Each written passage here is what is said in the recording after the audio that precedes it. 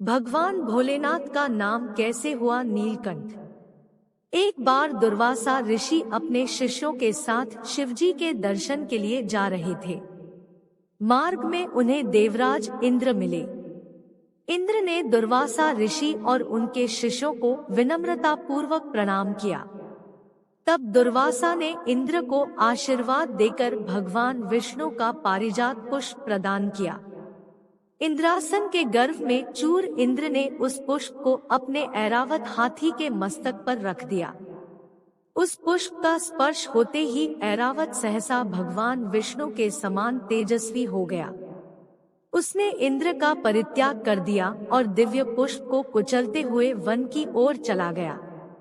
इंद्र द्वारा भगवान विष्णु के दिव्य पुष्प का तिरस्कार होते देखकर दुर्वासा ऋषि के क्रोध की सीमा न रही। उन्होंने देवराज इंद्र को वैभव, लक्ष्मी से हीन हो जाने का शाप दे दिया। दुर्वासा मुनि के शाप के फलस्वरूप लक्ष्मी उसी क्षण स्वर्गलोक को छोड़कर अदृश्य हो गई। लक्ष्मी के चले जाने से इंद्र आदि देवता निर्बल और धनहीन हो गए। उनका वैभव लुप्त हो गया। इंद्र को बलहीन जानकर दैत्यों ने स्वर्ग पर आक्रमण कर दिया और देवगण को पराजित करके स्वर्ग के राज्य पर अपना परचम फहरा दिया। तब इंद्र देवगुरु बृहस्पति और अन्य देवताओं के साथ ब्रह्मा जी की सभा में उपस्थित हुए। तब ब्रह्मा जी बोले, देवेंद्र, भगवान विष्णु के भोगरूपी फूल का अपमान करने के कारण रुष्ट होकर भगवती लक्ष्मी तुम्हारे पास से चली गई है। उन्हें पुनः प्रसन्न करने के लिए तुम भगवान नारायण की कृपा दृष्टि प्राप्त करो। उनके आशीर्वाद से तुम्हें खोया वैभव पुनः मिल जाएगा। इस प्रकार ब्रह्मा जी ने इंद्र को आश्वस्त किया और उन्हें लेकर भगवान विष्णु की शरण में पहुँचे। वहां भगवान विष्णु भगवती लक्ष्मी के साथ विराजमान थे। देवगण भगवान विष्णु की स्तुति करते हुए बोले, भगवान, आपके चरणों में हमारा बारंबार प्रणाम। भगवान, हम सब जिस उद्देश्य से आपकी शरण में आए हैं, कृपा करके आप उसे पूरा कीजिए। दुर्वासा ऋषि के शाप के कारण माता लक्ष्मी हमसे रूठ गई है और दैत्यों ने हमें पराजित कर स्वर्ग पर अधिकार कर लिया है। अब हम आपकी शरण में हैं, हमारी रक्षा कीजिए। भगवान विष्णु त्रिकालदर्शी थे। वे पल भर में ही देवताओं के मन की बात जान गए। तब वे देवगण से अपने वैभव लौटाने के लिए दानवों से दोस्ती कर उनके साथ मिलकर समुद्र मंथन करने को बोले। उन्होंने समुद्र की गहराइयों में छिपे अमृत के कलश और मणि रत्नों के बारे में बताया कि उसे पाने से वे सभी फिर से वैभवशाली हो जाएंगे। भगवान विष्णु के कहे अनुसार इंद्र सहित सभी देवता दैत्यराज बलि के पास संधि का प्रस्ताव लेकर गए और उन्हें अमृत के बारे में बताकर समुद्र मंथन के लिए तैयार कर लिया। समुद्र मंथन के लिए समुद्र में मंदराचल को स्थापित कर वासुकी नाग को रस्सी बनाया गया।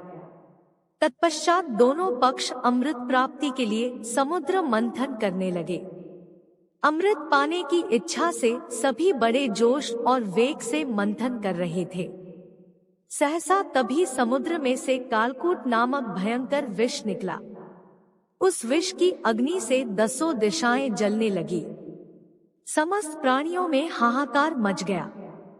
देवताओं और दैत्यों सहित ऋषि, मुनि, मनुष्य, गंधर्व और यक्ष आदि उस विष की गर्मी से जलने लगे। देवताओं की प्रार्थना पर भगवान शिव विषपान के लिए तैयार हो गए। उन्होंने भयंकर विष को हथेलियों में भरा और भगवान विष्णु का स्मरण कर उसे पी गए। भगवान विष्णु अपने भक्तों के संकट हर लेते हैं। उन्होंने उस विष को शिवजी के कंठ, गले में ही रोककर उसका प्रभाव समाप्त कर दिया। विष के कारण भगवान शिव का कंठ नीला पड़ गया और वे संसार में नीलंकट के नाम से प्रसिद्ध हुए। जिस समय भगवान शिव विषपान कर रहे थे, उस समय विष की कुछ बूंदें नीचे गिर गई, जिन्हें बिच्छू, सांप आदि जीवों और कुछ वनस्पतियों ने ग्रहण कर लिया।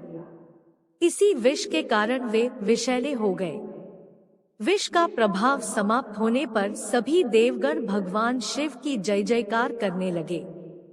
हलाहल के बाद समुद्र से कामधेनु गाय प्रकट हुई। वह यज्ञहवन आदि सामग्री उत्पन्न करने वाली थी, अतः उसे ऋषिमुनियों ने ग्रहण किया। उसके बाद उच्चैःश्रवा नामक 7 मुखों वाला एक अश्व निकला।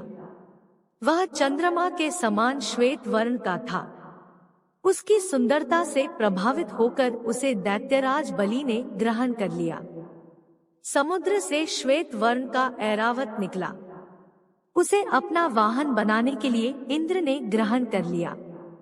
इसके बाद कौस्तुभ नामक मणि प्रकट हुई। उसे श्री विष्णु ने धारण किया। समुद्र मंथन से कल्पवृक्ष तथा अनेक सुंदर अप्सराएं भी प्रकट हुई। इनके बाद ऐश्वर्य और भोगों की देवी लक्ष्मी प्रकट हुई। वे भगवान विष्णु की नित्य शक्ति हैं। देवी लक्ष्मी समुद्र की पुत्री के रूप में उत्पन्न हुई थी। उन्होंने प्रकट होते ही भगवान विष्णु को वरमाला डालकर पति रूप में स्वीकार कर लिया। अंत में समुद्र से एक दिव्य पुरुष प्रकट हुए। दिव्य वस्त्र आभूषणों से सुशोभित वे दिव्य पुरुष श्री विष्णु के अंशावतार और आयुर्वेद के प्रवर्तक वैद्य धन्वंतरी थे। उनके हाथों में अमृत से भरा कलश था। उन्हें देखकर दैत्यों ने समुद्र मंथन छोड़कर उनसे अमृत का कलश छीन लिया। तब भगवान विष्णु ने मोहिनी अवतार धारण करके देवताओं को अमृत पान करवाया। इस प्रकार सभी देवता वैभव से संपन्न होने के साथ साथ अमृत पान कर अमर हो गए।